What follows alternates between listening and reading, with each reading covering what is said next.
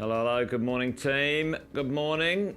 Good to see a bunch of you guys on there this morning. Hey, you might have noticed, maybe you didn't. Had a couple of days off on Friday and Monday. Good to see everyone here.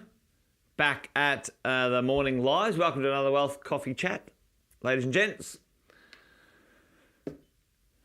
Hope you're all awesome and well on the weekend. And on Friday, I had a little gig, which is why I wasn't with you guys. On Friday or Monday, I was commentating a rock climbing competition all weekend. Me and the live stream team. Rock climbing and bouldering is a bit of a hobby of mine. 30 years been climbing and bouldering. Yeah, there you go. That's why I had Monday and Friday off. I think I've used all my words. So maybe you might hear my voice a little bit croaky this morning, but there you go. Anyway, good to see all of you guys. Like I said before, welcome to another Wealth Coffee Chat. Dean, Alison, Kevin, all the way from Florida. Good morning, my friend. Or good afternoon, good evening it is for you. It's an evening for you. It's good morning from us. Chris, Hardick, Laura, Deb, Rodney, Adrian. A couple of Facebook users on there. That means you're in one of our groups. And give us a shout out. Climb well, never fall. Actually, that's not a bad rule, Alison. That's not a bad rule, Alison, especially if you're not climbing with ropes. But yes, indeed. Hey, thanks, mate. Trying to look sharp. Hardick, thanks for the shout out. Morning, Sharon. Hey, Sharon, we've got to catch up. Got some good things for you guys.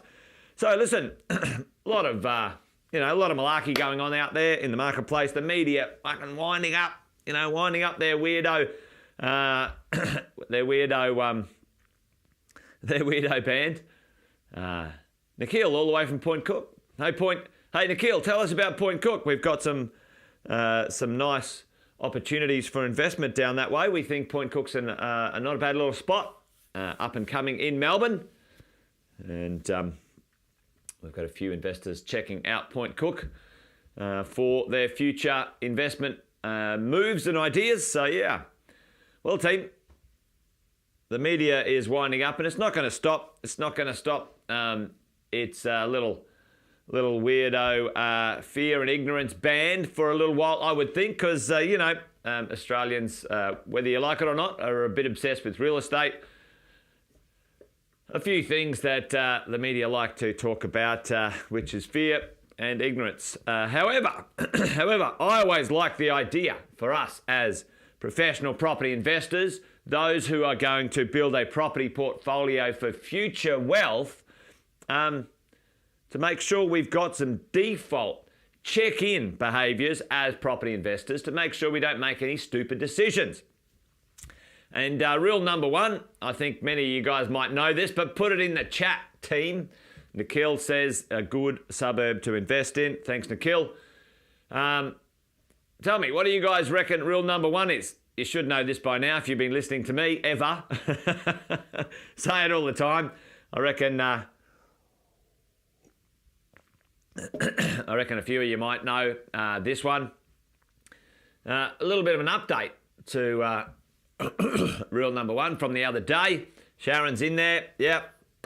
It is buy well and never sell. And, at the end of the day, property investors listening in, you guys, at the end of the day, there's a lot of effort that goes into buying a property. And the most important word in this conversation we're going to have today is the idea of buying well. Buying well, team. The idea, if you've bought something that is not a good purchase, get rid of it. Get rid of it. A dog is always going to be a dog. No matter how long you hang on to that thing, there will always be a better piece of real estate. And, I learnt that the hard way. I've owned some properties for, a long time, and they've just never performed. And they've done okay.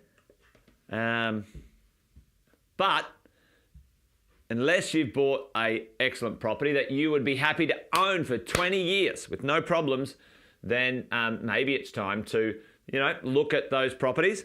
Sometimes you can look at those properties and fix them up, add value to make sure that they're perfect for the future, and maybe sometimes they're just not worth having. Rule number one, right now, when the media's going mad and things are going crazy and interest rates are going up and, so what? Interest rates are going up from 2 to 4%. Who cares? That is still cheap money. That is still 30 to 40% lower than the 100-year interest average in Australia.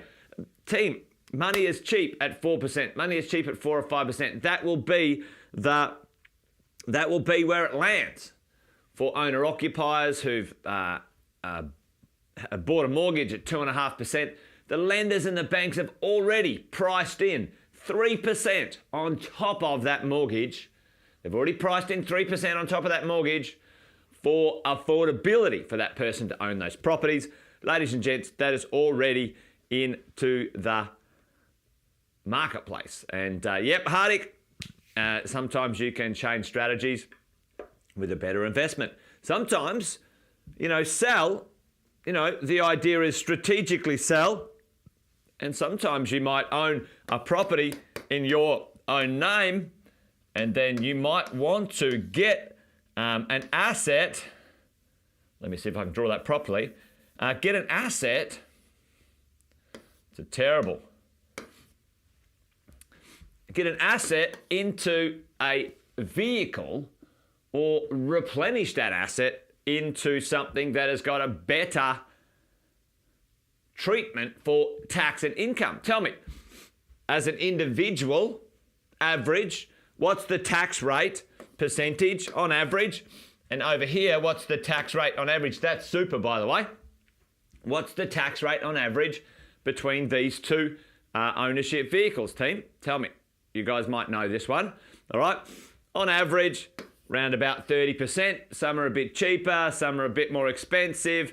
I think it's probably closer to 25%, actually, if you, not the tax bracket, but the percentage. 27% in that sort of space, all right? Now, over in super, it's only 15%, or if you're in retirement phase, it's 0% for a certain amount, okay?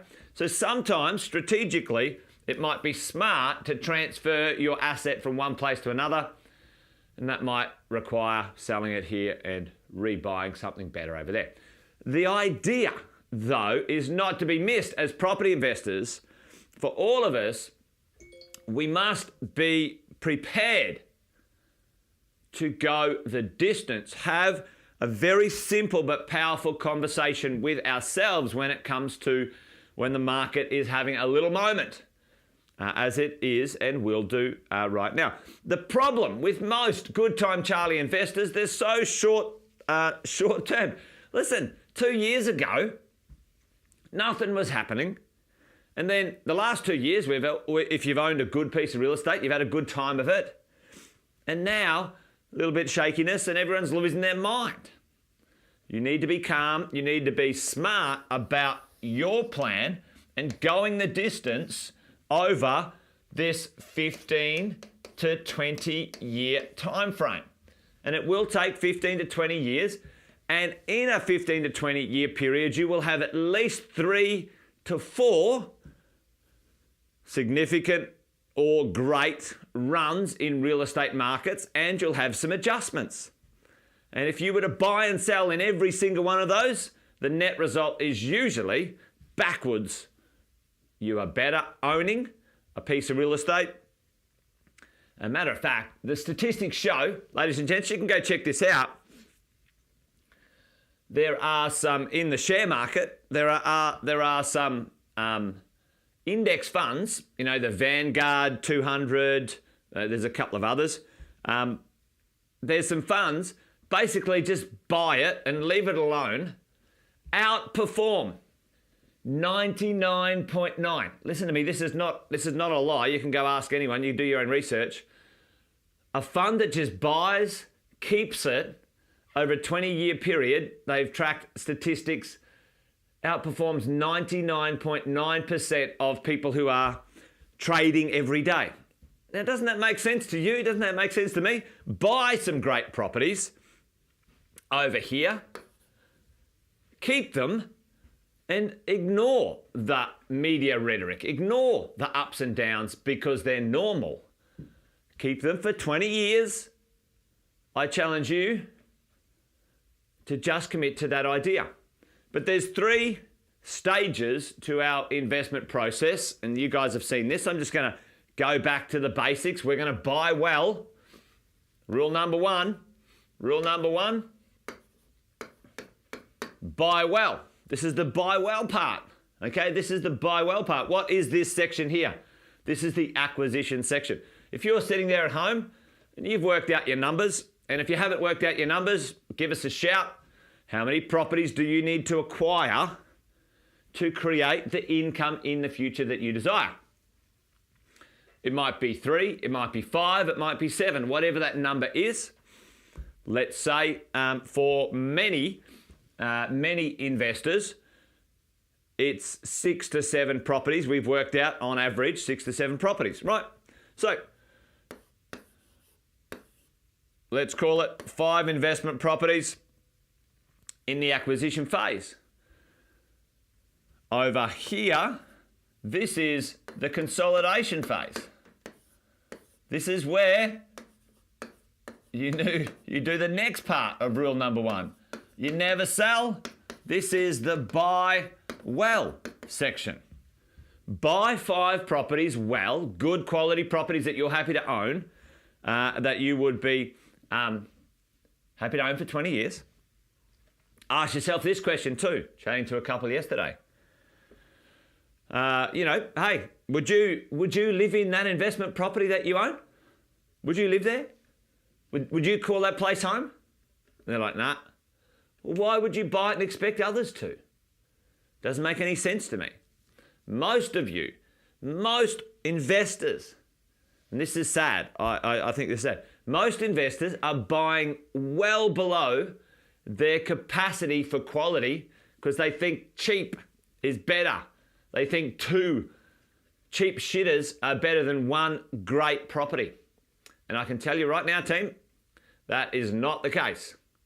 Good quality property located in great areas that attract very financially stable tenants will be the key to your wealth. Sam talks about that all the time. You don't want to be owning real estate in a location where your tenant is 1 week away from being broke. Anyway, that's not the point of the rant this morning. This is the idea. Acquisition, buy well. Consolidation, this is where you manage. Keep the properties. Maintain. Look after your properties in this stage. Don't let them degrade. If there's a small improvement required on that property and it's $500, do it straight away. You've got your buffer. That's what the buffer's for.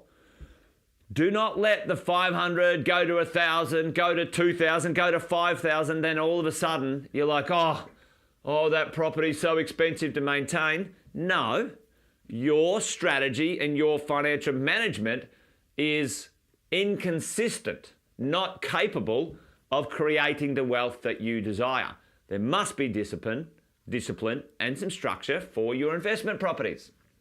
If it needs renovation or a quick fix it up. Don't hesitate.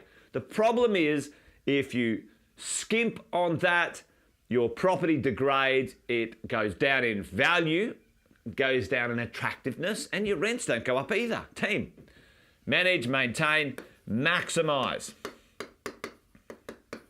Some of you have some properties. I've chatted with many of my clients who have properties that are not the highest and best use. So highest and best use, what does that mean? The property could be 2 properties, but it's only 1. The property could be 6 bedrooms, but it's only 3. Ladies and gents, what you must understand, especially if you've got real estate that is on some land, some apartments and townhouses are, really quite large. There's wasted space, lots of things. Sam just added another bedroom in one of his apartments in Sydney. It was a massive, weird sort of mezzanine level. He went from 2 to 3 bedrooms.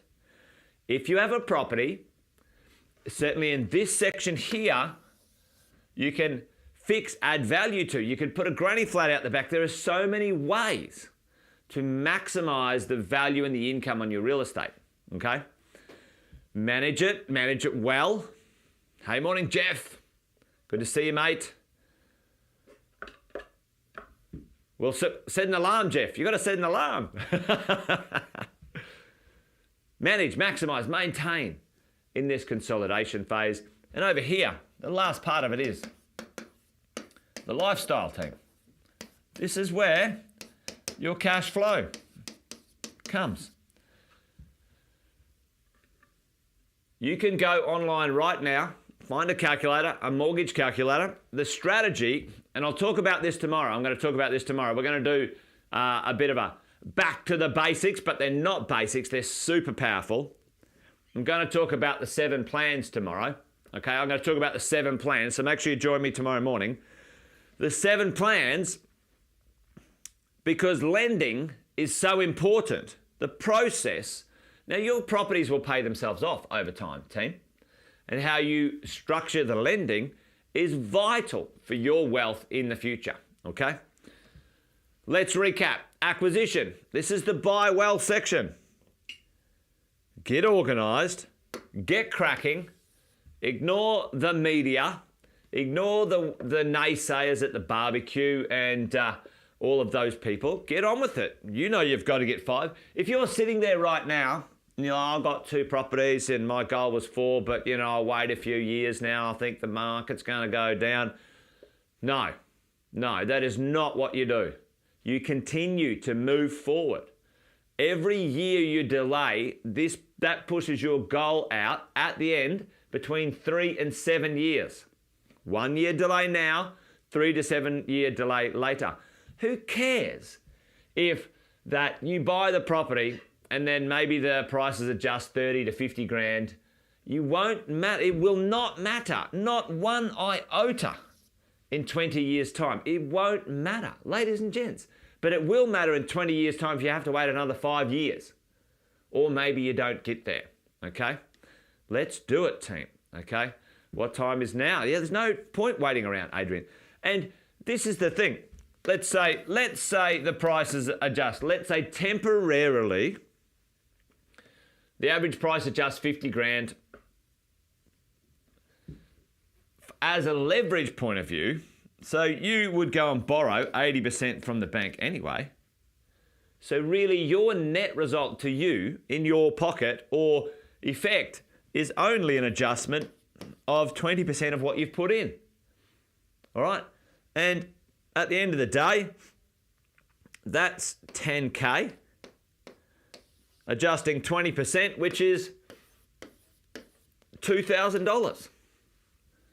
So who cares? Doesn't matter. What matters is you sticking to your plan.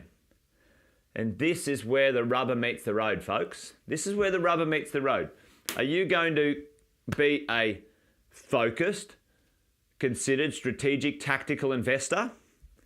Or are you going to be a good time Charlie, scared off every time the media carries on like a bunch of pork chops? Because if you're sitting there at home being influenced by the media right now, don't be a property investor. You're wasting your money and your time. And this is probably the kindest thing I could say to you, even though it might be harsh. This is not for you. And matter of fact, what happens when you get influenced by the negativity in the marketplace, what you do is then ruin it for others as well. Maybe a little bit of bitter pill there. If you're not going to go the distance, don't get involved. Stop stuffing it up for everyone else. There you go. Bit harsh, Jason, but the truth. Team, that's said from a good place, because I would prefer you not to be involved and go do something that you love and you're going to stick with, rather than be a good time Charlie and stuff it up for yourself, your family and others. Anyway, a little bit ranty this morning. There you go. Well, folks, that's it today. Remember, the golden rule, buy well, never sell. Unless it's a piece of junk that you shouldn't have bought in the first place, well, get rid of it and buy well from that point on, team. All right? And that's it from me. Wealth Coffee Chat done and dusted. Tomorrow, make sure you join me tomorrow. We're going to be talking about the 7 plans. The 7 plans. Maybe you guys might know what they are. Let's dive into those 7 plans. We're going to do a little bit of a refresher of the foundations of what we need to do. Because this is when it counts. This is when it counts. Anyone can have a good time when their properties go up, team. Anyone. Let's see where you land as the market shakes a little bit and you keep your eye on the prize. All right, that's it from me. Done and dusted. Wealth Coffee Chat. You guys be awesome. Be well. Have a good one. I'll speak to you soon, which is tomorrow at 8:10. Bye, team.